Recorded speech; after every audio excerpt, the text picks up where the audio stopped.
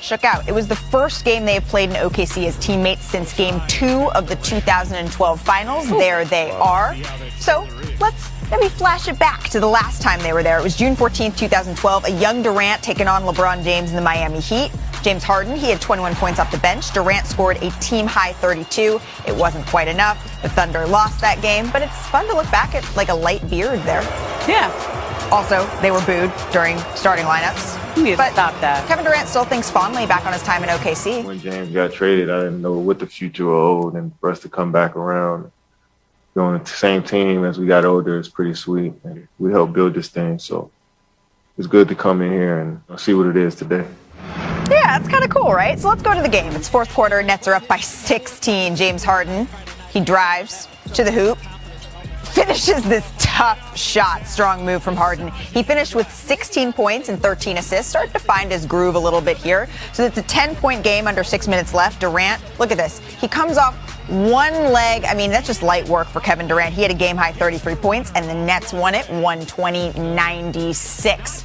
So with more from the Nets, let's welcome in ESPN reporter Om Youngmisuk. Thanks for joining us, Om. So Durant scored 33 in a win over the Thunder on Sunday night, but after the game, he spoke, and he mentioned that he's feeling a little bit of soreness here and there, is what he said, in his right shoulder, and will continue to receive treatment. So have you heard any updates about his shoulder, Om?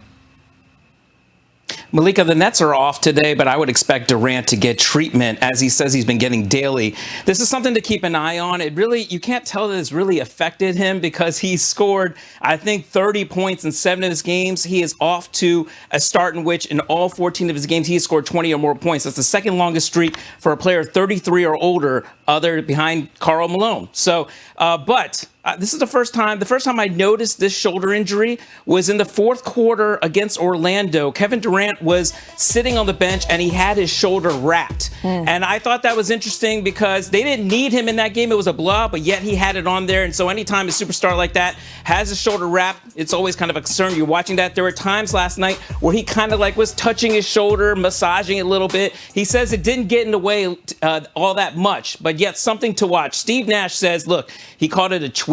He says he doesn't think that it's something that's going to get worse, but still, this is a guy who is playing like the MVP, and you're going to have to keep an eye on this. He is so imperative to this Nets team, and it's kind of hard to believe, knowing how competitive Kevin Durant is, that he would want to miss a game against the Warriors. And looking ahead to Tuesday, the Nets are returning home. They host the Warriors after going 5-1 on their 6-game road trip. Is this just another game for the Nets, or does facing the best team in the league right now, does it mean a little bit more for Brooklyn?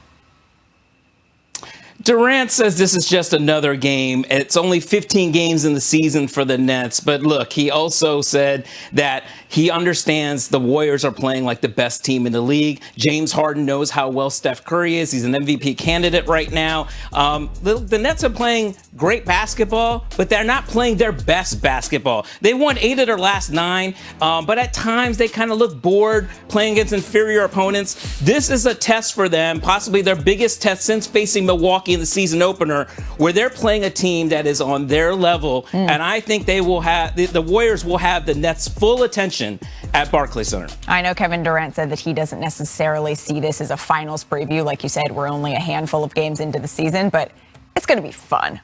Enjoy it. Thank you so much, and we will definitely be seeing you soon. All right, so everybody, I think it's time we introduce Matt.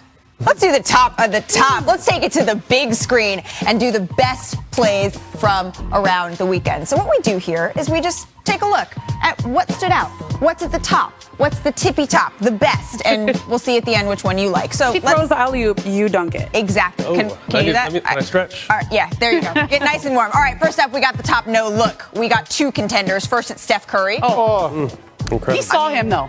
He does have eyes in the back. But like, what is, this was a debate over the weekend. Spencer Dinwiddie was talking about this. What is a no look? You have to see them at some point during a no look, right? Otherwise, you're just throwing it out left, right, and center.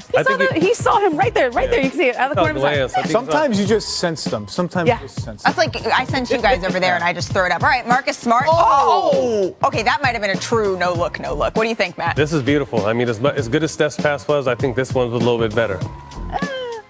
Oh my goodness.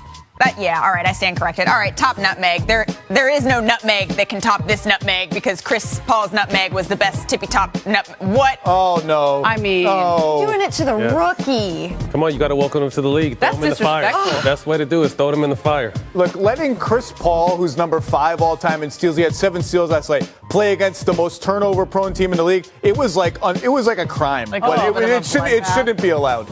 Oh my God. And that's not nice. That's garbage there was no time. contest That's not after that nice. either. They just It was just. I love it. I felt Throw that. him in the fire. I felt that. All right, best block. Let's take a look. There's 2 picks here. Kyle Kuzma. he can get up a little bit. Dang, yes. This team is playing well. I'm happy for Kuz. He took a lot of heat being on the Lakers. He's starting to show his full capabilities now, and team's playing well. Committed to defense. Don't even try, Evan Mobley. Don't even try it. Don't even try it. Team all length right there.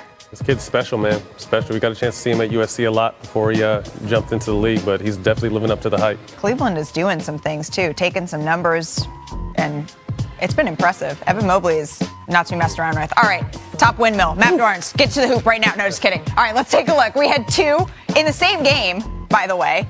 Look at this. Almost back to back. Looking for 8 in a row. The Bulls trying to get back on track after a loss a couple nights ago in San Francisco. On the Welcome everybody to the Wild Wild West. For the lead, George puts it up off the window. It's good. Are you kidding me? Zach, come on. Oh, stop it. No. Stop it. Stop it. And the Clippers' winning streak is officially over.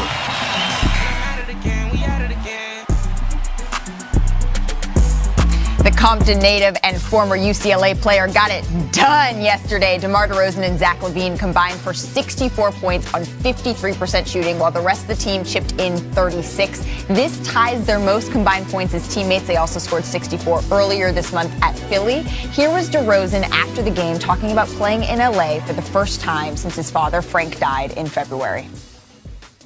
This is my first time. I haven't told nobody. This is my first time coming home and play since my dad passed. And he was at every game. He didn't miss no game. So, tonight was kind of one of those games that I wish he was here. But for the most part, I try to enjoy it with my teammates. Understand you come back home playing in front of family and friends, you got to enjoy it. ESPN Midwest reporter Jamal Collier joins me now, and you're in Los Angeles for the Bulls back-to-back here. And DeMar has been spectacular in his first season with the Bulls, and some folks question his fit early on. We've seen him on the court, but what has his role been in the locker room? He's such a steady player, and that's the thing that with the Bulls. I mean, he's just, what you're getting from him every day. Even keel.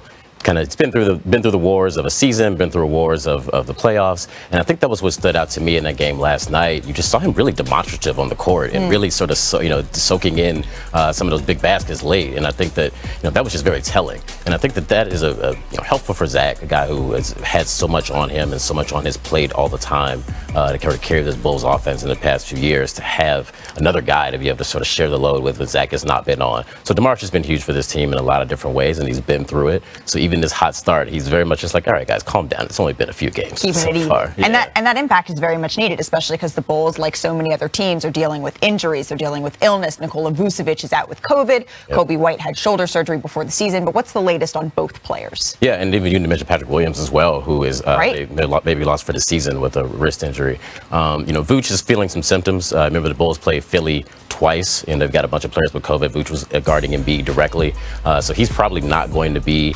a part of his road trip for them. He'll probably hopefully join him back in Chicago once he starts feeling better.